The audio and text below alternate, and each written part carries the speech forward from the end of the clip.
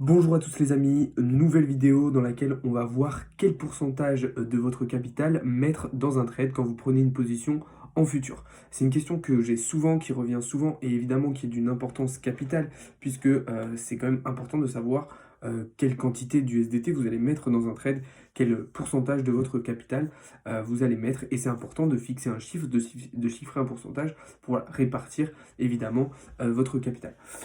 Déjà, pourquoi faire ça? Parce que imaginez que vous avez plusieurs positions à prendre déjà au cours d'une journée. Bien, si vous mettez 25% sur chaque position, eh bien, vous pouvez prendre que 4 positions. Donc ça peut être assez handicapant dans le sens où des fois, au cours d'une journée, on peut prendre 4 ou 5 positions, sachant aussi que des fois, on ouvre des ordres d'achat, des buy limit ou des short limit, mais qui quand même bloquent nos USDT. Donc c'est important de fixer un pourcentage que vous allez mettre pour ne pas tout simplement être bloqué. La deuxième raison, qui est tout aussi importante, ça va être évidemment pour se protéger, parce que si on met tout sur un trade et que le trade foire, eh bien on se retrouve sans rien. Donc c'est aussi pour se protéger, pour limiter ses pertes et évidemment prendre un minimum de risque.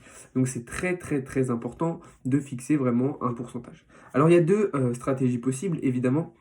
La première, ça va être de mettre un pourcentage fixe pour tous vos trades. C'est-à-dire, vous allez vous dire, que pour tous vos trades, vous allez mettre le même pourcentage de votre capital. Donc, par exemple, 5%, et pour tous les trades, ça sera 5%, quoi qu'il arrive. C'est une stratégie possible, voilà, mais je considère que ce n'est pas forcément la meilleure. Alors, ça a des avantages, évidemment, comme ça, vous allez garder votre ligne de conduite, vous allez garder vos objectifs, vous allez garder votre money management avec comment dire, de manière stricte en fait, je ne trouvais pas mon mot, de manière stricte, vraiment vous allez rester en ligne droite, vous n'allez pas sortir de vos objectifs, de votre money management, et ça c'est très bien, parce que vous allez garder la même ligne de conduite, sans jamais en dévier, sans jamais en sortir, et ça vous permet tout simplement d'être strict, d'être responsable, euh, et de limiter tout simplement vos risques. Mais je considère que ce n'est pas la meilleure stratégie, et que la meilleure, et c'est la deuxième que je vais vous proposer, ça va être tout simplement de se fixer plutôt une fourchette de prix, enfin une fourchette de capital tout simplement à investir sur chaque trade. Alors, comme ça va vous permettre de, lorsqu'un trade a tous les indicateurs au vert, lorsqu'un trade, vous avez beaucoup de confiance en ce trade, etc., vous allez pouvoir vous permettre de mettre un petit peu plus de capital.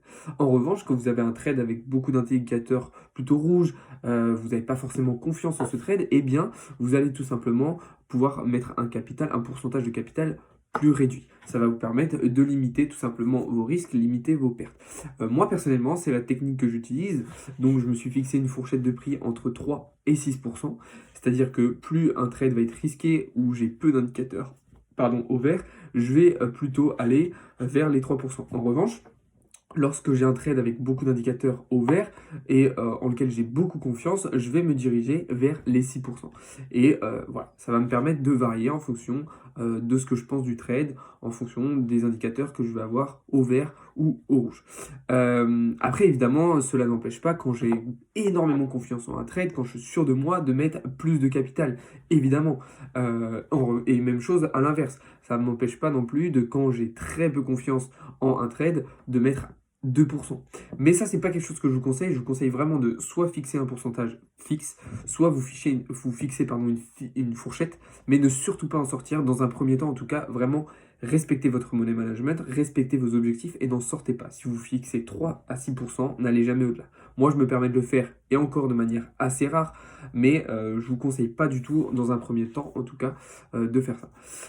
Donc voilà, c'est clairement quelque chose qui va vous apporter énormément de sérénité, qui va vous permettre de limiter vos risques. Donc je vous conseille énormément de faire ça, vraiment c'est super important.